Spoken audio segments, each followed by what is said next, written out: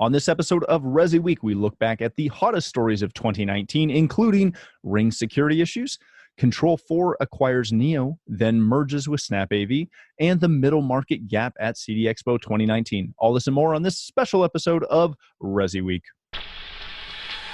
The network for the AV industry. What are you listening to? This is AV. This is AVNation. This is AVNation. This is ResiWeek episode 203, 2019 in review. Support for AVNation is brought to you by Crestron. Welcome to this special episode of ResiWeek. I'm your host, Matthew Scott for AVNation.tv. And today we are going to be putting together a collaboration of the biggest stories of this past year. This year was marked by a lot of companies coming together and joining forces, as well as, of course, many innovations being shown off at some of the greatest trade shows in the industry, specifically ISE, Infocom, and CD Expo. But it was not a year without fault. Back in January, it was reported that Ring had been violating its customers' privacy, giving engineers and executives access to live camera feeds of their customers' doorbells. While this was certainly not a good look for Amazon or Ring, it did open up a great conversation about security and privacy surrounding smart home solutions. On ResiWeek episode 154, Avi Rosenthal starts off by talking about the importance of trust between company and consumer and what will happen if that trust is broken. A company only has one chance at gaining the trust of their consumers. Once that trust is given up, or that trust is broached, it's very hard to get back. You look at what happened with Target. It has taken them years to get over the fact that they had some credit cards stolen. And I think that companies really have to be sensitive to the fact that if they broach that trust with those consumers, there are huge ramifications. And so, I'm always guiding my clients to err on the side of openness, to change their EULAs not to be legalese, to fill them out and present them in a very simple way so the consumer understands completely what they're signing off on. And, to Jason's point, yeah, it takes another sign off to get to the police or another sign off to release it, but most consumers don't even realize that because they just check the box and they move on. And I think it's something that for education is happening right now in the industry. Data is the next great frontier that we have to deal with in privacy. Who owns it? Who keeps it? If you look at what goes on in the healthcare industry, it's all about, nobody can talk to anybody, right? So the pendulum swings the other way. But I think companies have to look at their policies and procedures very carefully, because if they give up that trust with that consumer, let's face it, there's 100 other companies out there making doorbell cameras. Mm-hmm. Amazon doesn't make the only one. Ring doesn't make the only one. There's somewhere for the consumer to go if they feel more comfortable. And so they've got to make sure that they're making the consumers, feel comfortable with their decision. So let me ask all three of you this, and anyone can chime in. What is our responsibility as professionals within this residential home technology base? What is our responsibility in selling these, advising our clients on these products? Education. In my opinion, it's education. It's helping your consumer understand, your customer, understand what they're signing off on and what the ramifications of it are. Yeah, I would agree. I mean, education's huge. And I think a lot of the things is, we're all thinking about doorbell as, or the Ring doorbell, but I'm sure this includes all the Nest cams that are set up within homes. And I mean, that education is probably not even out there, to be honest. So, that's huge. Very and good. Remember, as high-end integrators, we're the consultant to the installation, right? We're the consultant, we're the expert. And so it's our responsibility to make sure that our customers feel comfortable with their decisions. Moving on, it was announced back in February, to much ado, that Control4 had acquired the Switzerland startup Neo. They are the makers of the same Neo Smart Remote. Now, this is the darling of Kickstarter that got many people all excited, as well as getting their hands on it. But being a Kickstarter device, there was obviously some problems. Luckily, with Control4 acquiring it, we know that good things were in the works. Unfortunately, we did not get a formal product reveal from them until a couple of months later, but it didn't stop us from talking to Corden Vaughn and Margie Duffy about what Control4 has in store for Neo back on episode 158. That's been a big question for me throughout all of this is how do you bring two cultures together? I mean, the Neo team is based in Switzerland, and so Swiss culture compared to culture of Salt Lake City, but we honestly it's been a delightful experience working with the Neo team. They have an efficiency and a craftsmanship to the organization of their company.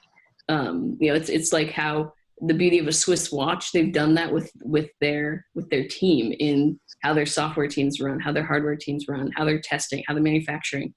That it has just been it's been really easy to plug our products into their efficient kind of channel of creating things. And it's been a delight. I've actually, I'm spending the month in Switzerland with the team. I'll be spending more time here. And so as we, part of it is just kind of cross-cultural pollination of bringing everything from Control4 that's good to Neo, and bring everything that's good of Neo to Control4. It's a beautiful partnership. Very cool. Carton, this product has enamored or been something that people have been very enamored with for a long time.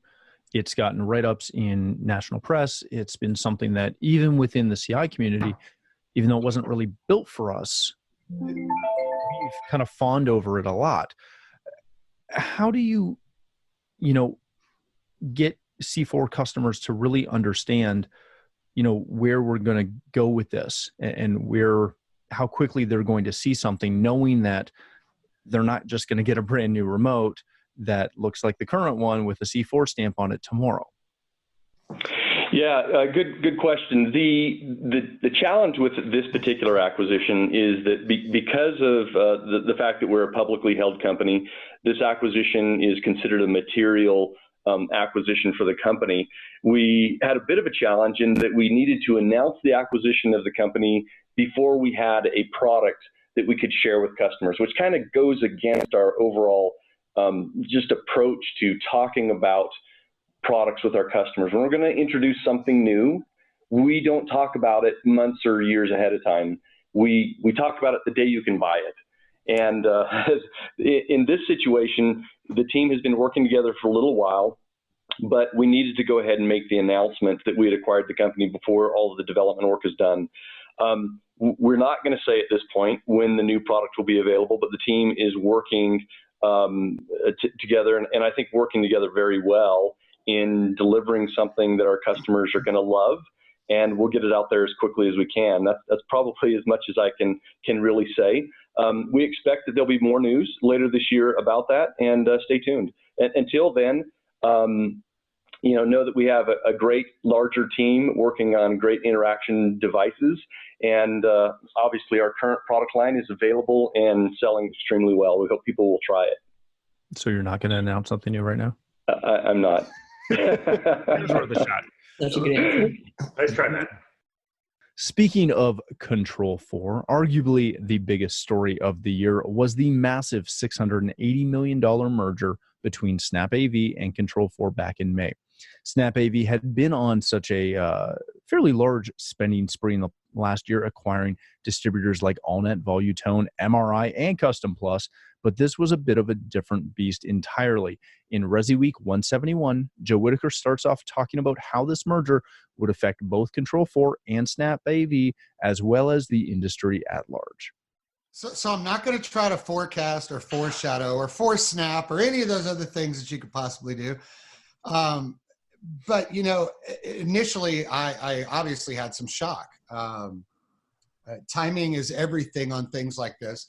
And for dealers and reps and all of that to see that right before they announce a See for Yourself event and other things going on, it freaked a lot of people out.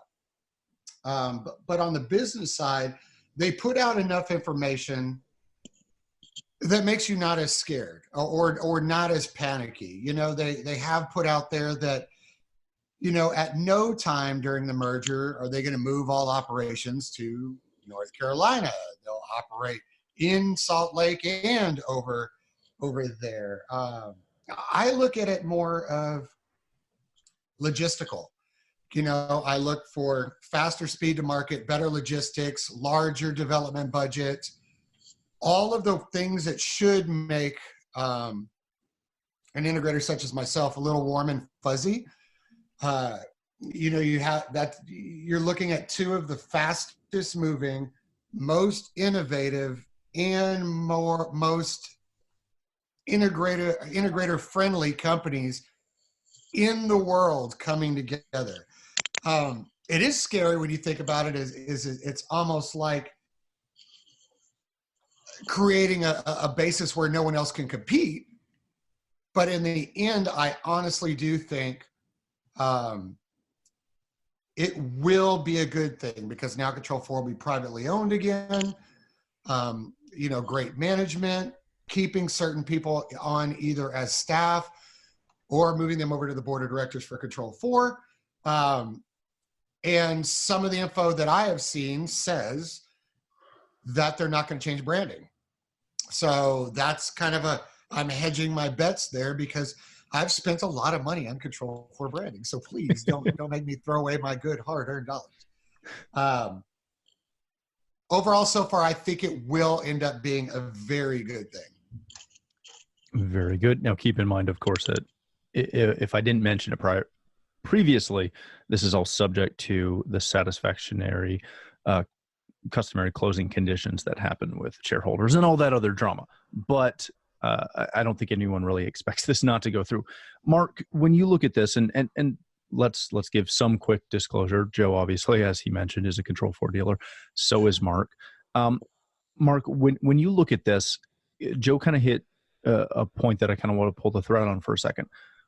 If you happen to be on a forum or on social media on, Thursday morning, whole monkey, it was as if a meteor hit the Control4 Earth. The dealer group on Facebook was lit up with everything. So given what Joe said, given that we've now had a couple of days for this to kind of sit and mellow, if you will, as a dealer, how do you see this affecting you in the future? What do you expect to see? Do you expect anything to change?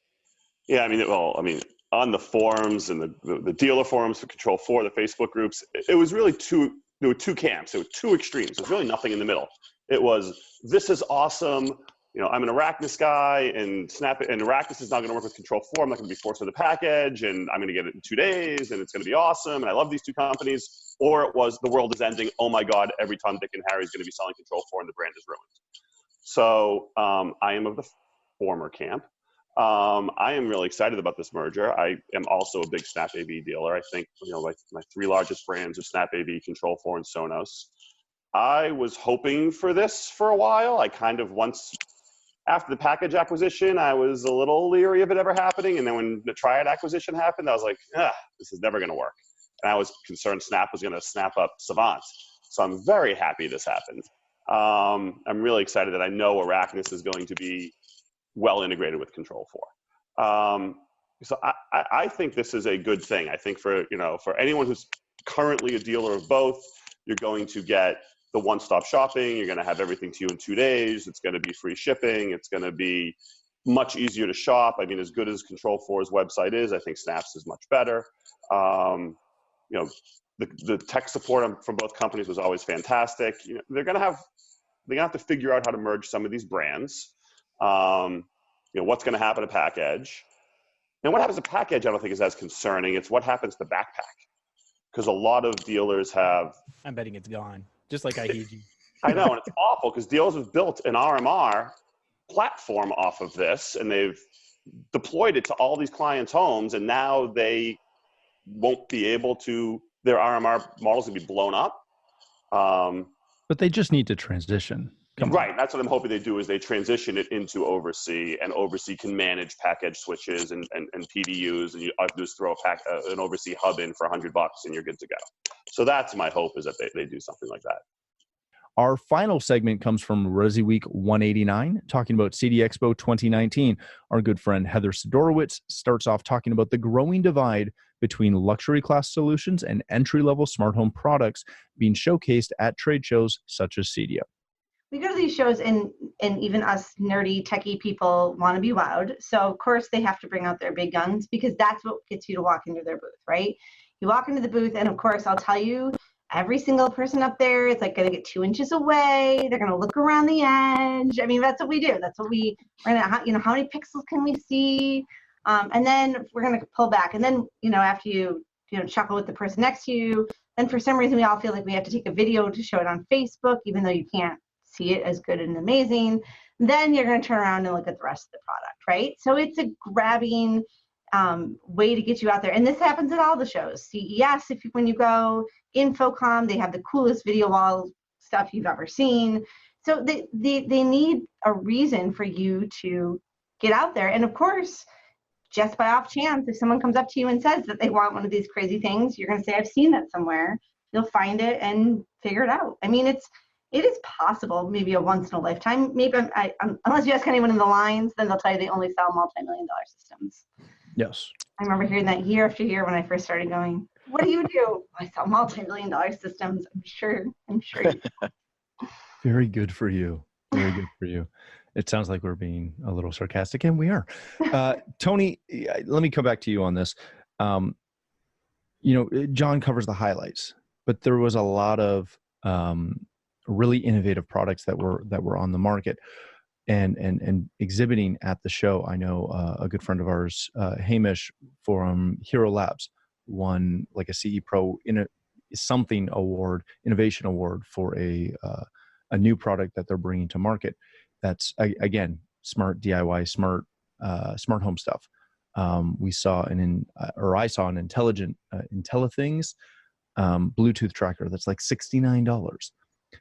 Was there a growing divide between ultra high-end luxury and entry-level smart home? Or was the show floor reflective of the industry in that sense? I think it's the categories. So, the home theater stuff tends to be more expensive than the smart home equipment. You're right. It's a simple Bluetooth device. Like the IntelliThings that tells you when you by your phone when you walk into a room. It's all very cool. There was a security camera that you screw into a light bulb fixture, and that's how you get your power out of it. And then the security pavilion, that's all very cool stuff. But when you think about what the screens are doing, what your home theaters are doing, it's a much more of an experiential thing, a much deeper experience, right? Than having, walk into a room and knowing that it's you and putting on the music you like or setting the lights the way you like it. Just the AV part, the sound, the video quality, it's you expect a higher quality, right? A higher level of performance than you're getting from the simpler devices. So I think it goes by product category.